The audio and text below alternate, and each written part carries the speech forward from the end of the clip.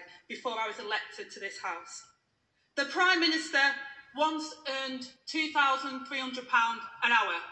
So can the Prime Minister tell us what is the average hourly rate of a care worker in this country?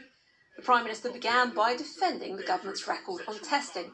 89% of those who have tests get them in-person tests, get them the next day. Turning to care homes, he said the government was launching an action plan. We will do everything we can to ensure that care homes and their workers are protected. And on her final point, Mr. Speaker, I am proud that it is this government that has instituted the national living wage to ensure that every worker in this country, including care home workers, is paid substantially more thanks to the care and the work of the people of this country. Angela Rayner said the whole country would have seen that the Prime Minister didn't know how much care workers got paid, which she said was barely more than £8 an hour. As to testing, she said time and again the Prime Minister had made promises and then broken them.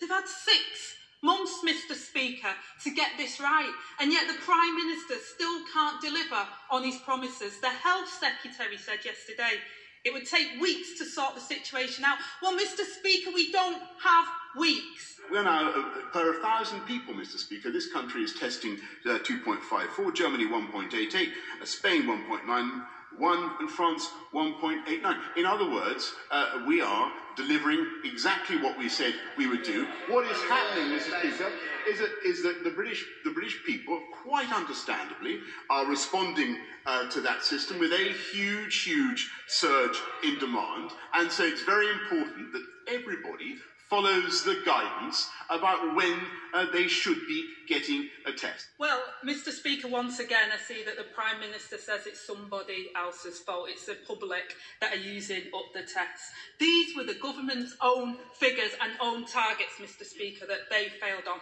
And the next time a man with COVID symptoms drives from London to Durham, it'll probably be for the nearest COVID test. We have the highest death toll in Europe, and we're on course for one of the worst recessions